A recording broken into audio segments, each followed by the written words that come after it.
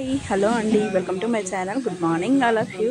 ఈరోజు ఆషాఢ మాసం అయిపోయిన తర్వాత కూడా మళ్ళీ ఏంటబ్బా ఈ గోరింటాకు సంబరాల వీడియో అనుకుంటున్నారా? కొంచెం లేట్ అయిందండి ఎడిటింగ్కి. అది నేను ఆల్రెడీ ఇంతకుముందు వీడియోలో చెప్పాను, మళ్ళీ చెప్తున్నాను.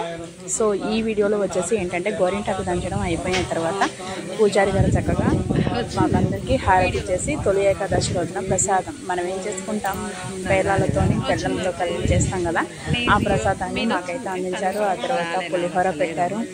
ఇక పులిహోర పెట్టిన తర్వాత అసలు ఈ ఆషాఢ మాసాల్లో తొలి ఏకాదశి రోజున గోరింటాకు ఎందుకు పెట్టుకోవాలి ఏంటి అనే విశిష్టత మా తెలుగు ఉపాధ్యాయురాలైనటువంటి భవానీ టీచర్ గారు చెప్తారు. మీరు తన మాటల్లోనే విని ఆ గోరింటాకు విశిష్టత, ఆషాఢ మాసంలో పెట్టుకోవడం యొక్క లాభాలు ఏంటి, ఇవన్నీ కూడా మీరు ఈ వీడియోలో క్షుణ్ణంగా తెలుసుకోవచ్చు. వినండి. విన్న తర్వాత మీకు నచ్చినట్లయితే కనుక లైక్ చేయండి, షేర్ చేయండి, సబ్స్క్రైబ్ చేసుకోండి. అసలు దక్షిణాయనం అంటే ఏంటి, విష్ణుమూర్తి ఈ టైంలో ఎందుకు నిద్రపోతారు అని చెప్పేసి మొత్తం వివరాలన్నీ కూడా మీకు ఇది వీడియోలో చాలా వివరంగా మా తెలుగు ఉపాధ్యాయురాలైనటువంటి భవానీ టీచర్ గారు చెప్తారు. మీరు చాలా జాగ్రత్తగా వినండి. విన్న తర్వాత ఆషాఢ మాసంలో గోరింటాకు విశిష్టతను గురించి తెలుసుకున్న తర్వాత ఇప్పుడంటే ఆషాఢ మాసం వెళ్ళిపోయింది, ఈసారి ఆషాఢ మాసం వస్తుంది అన్నప్పుడు, వచ్చేసింది అన్నప్పుడు ఖచ్చితంగా మీరంతా గోరింటాకు పెట్టుకోవాలి అని చెప్పేసి నేను మనస్ఫూర్తిగా కోరుకుంటున్నాను. వీడియో అయితే ఎండింగ్ వరకు చూడండి ఫ్రెండ్స్. చాలా మంచి మెసేజ్ ఉంది, దీన్ని మాత్రం మీరు ఎట్టి పరిస్థితిలో మిస్ అవ్వద్దు. ఓకేనా?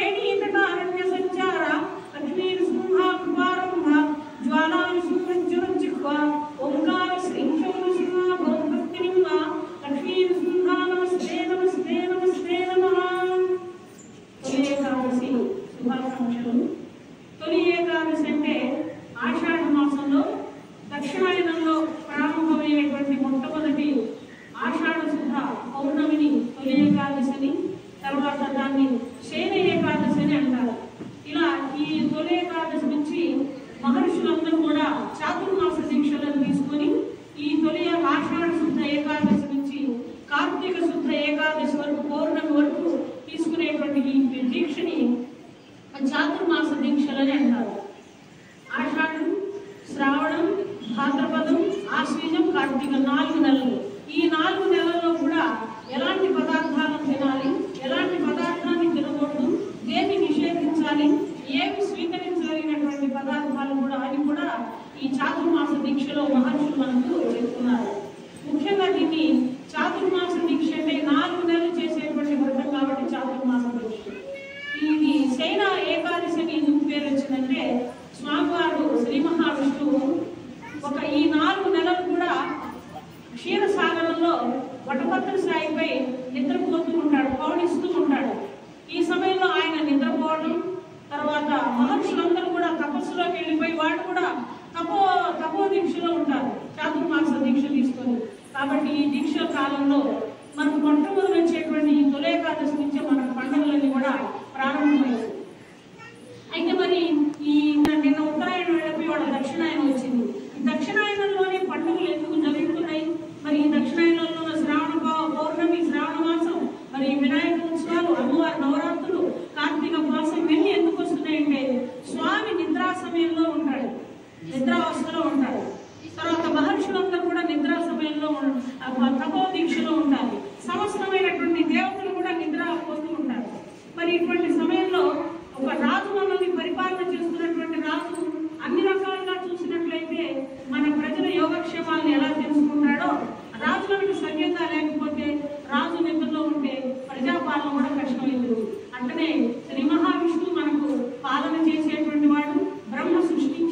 సృష్టించేటువంటి వాడు, ఆయన ఈశ్వరుడు తీసుకెళ్లిపోయేటువంటి వాడు.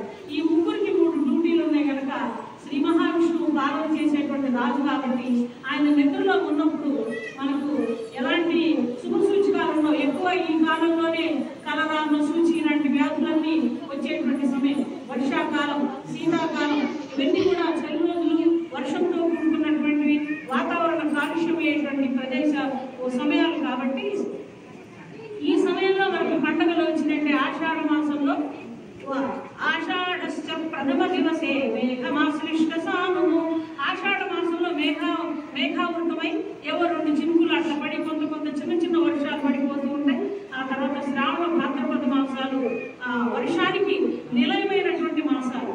ఈ నెలలో చాలా జాగ్రత్తగా మనం ఉండాలి అని ఈ వర్షాలు, ఈ ఆషాఢ మాసం మనకు సూచిస్తుంది.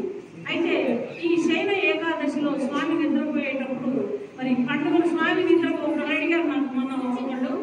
స్వామి నిద్రపోతుంటే మనం ఇన్ని పండుగలు చేసుకోవటం ఎందుకు అని ఒకళ్ళు ప్రశ్న చేశారు.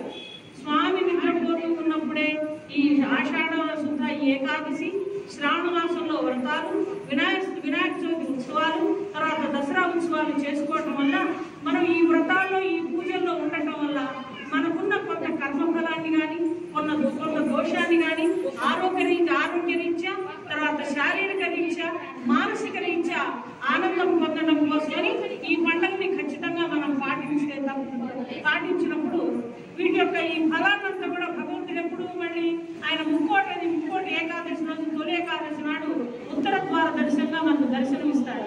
ఆ దర్శనం ఇచ్చినప్పుడు ఈ మనం చేసినటువంటి పుణ్యఫలం మొత్తం కూడా ఆయన పాదాల దగ్గర చేరి ఎవరు ఎలాంటి పుణ్యకర్మ చేశారు, ఎవరు ఎలాంటి దాన ధర్మాలు చేశారు, ఎవరు ఎలాంటి నడవడిక చేశారు అనేటువంటి విషయాన్ని కూడా స్వామి సమస్తమైనటువంటి 3 దేవతలతో కూడి ఉత్తర ద్వార దర్శనం చేసి అప్పుడు మన యొక్క విధానాన్ని గ్రహిస్తాడు.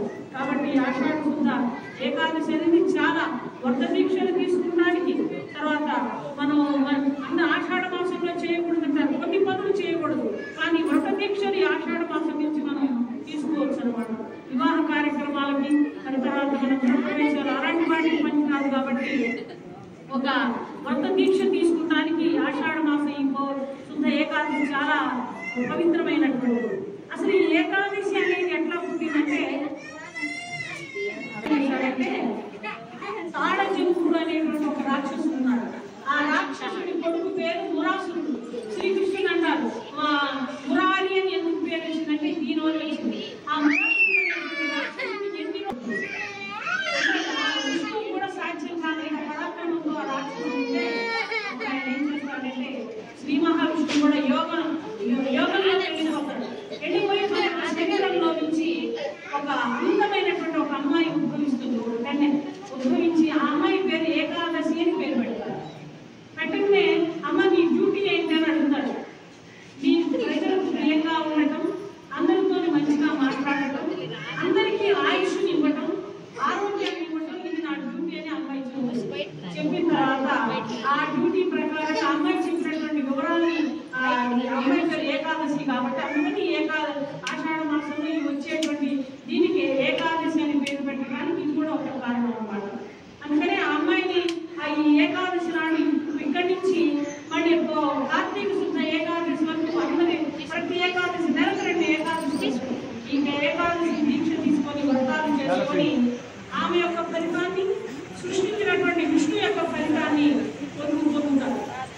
కాబట్టి అందుకనే దీన్ని శ్రీ మహావిష్ణువు ఏకాదశి తర్వాత చాతుర్మాస దీక్షలు తీసుకోవడానికి ఉపయోగపడేటటువంటి కాబట్టి తొలి ఏకాదశి పండుగలు ఈ రోజు నుంచి పండుగలకి ప్రారంభమైంది. కాబట్టి మనం ఈ తొలి ఏకాదశి రోజు ఇంకా విశేషమైనది. ఈ తొలి ఏకాదశి రోజు ఇక్కడి నుంచి ఏం తినకూడదు, ఏం తినాలి అని అంటే వర్షాకాలం ఆకుకూరలు తినకూడదు, మరి ఎండు కూరలు తినకూడదు. మన ఆరోగ్య రీత్యా కొన్ని తినకుండా వర్షాకాలం ఆకుకూరలు ఎక్కువ ఎందుకంటే ఆరోగ్యాన్ని సరిపడగా విరోచనాలు మాకు వస్తాయి. ఈ సమయంలో కొన్ని తినకూడని పదార్థాలు ఉన్నాయి. ఇంకా ఈ సమయంలో ఆచరించవలసినటువంటి విషయం ఏంటంటే గోరింటాకు అనేటువంటి ఒక దివ్యమైనటువంటి ప్రకృతిలో ఉన్నటువంటి ఆకులో దివ్యమైనటువంటి ఔషధం ఉంది. ఆ ఔషధాన్ని దాన్ని గోరింటాకు తీసుకొచ్చి తొలి ఏకాదశి రోజున దంచి దాన్ని నూరుకొని మన శరీరానికి, చేతులకి, కాళ్ళకి, చేతులు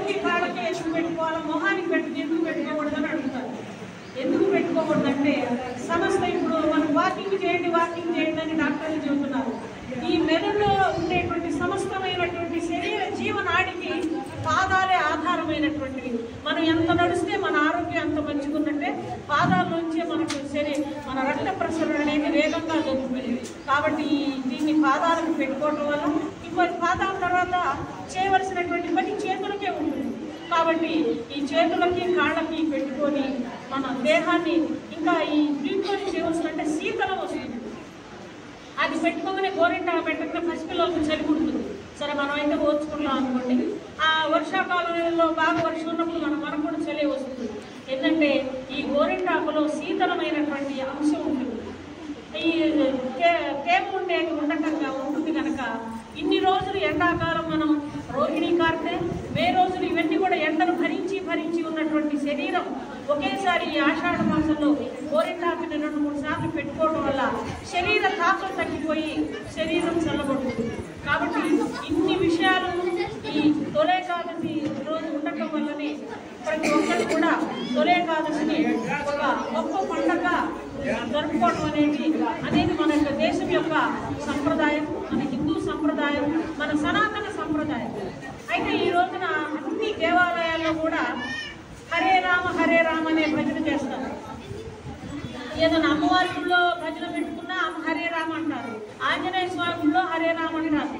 ఈ విష్ణాలయంలోకి వచ్చిన హరే కృష్ణ అనుకుంటే హరే రామ అని ఎందుకంటారంటే రామమంత్రమైనది. రామమంత్రం తారక మంత్రమైనటువంటి తారకం అంటే మన పక్కనే ఉండి మన వెన్ను అంటుండి మనల్ని ముక్తి కలిగించేటువంటిదే తారకం.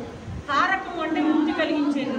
కాబట్టి ఈ తారక మంత్రాన్ని జపించి శ్రీమన్నారాయణే మహావిష్ణువే రాముడిగా జన్మించటం వల్ల ఈ తారక మంత్రాన్ని జపించడం వల్లనే మనకు ఎక్కువ మోక్షాన్ని, రామదాసుకు ఇచ్చినటువంటి మోక్షాన్ని మనకు కూడా రాముడు ఇస్తాడు. కాబట్టి హరే రామ తర్వాత హరే కృష్ణ ద్వాపరయుగంలో ఉన్నటువంటి కృష్ణ మంత్రాన్ని, రామ మంత్రాన్ని జపించి తరించడానికే వచ్చినటువంటిది ఏకాదశి.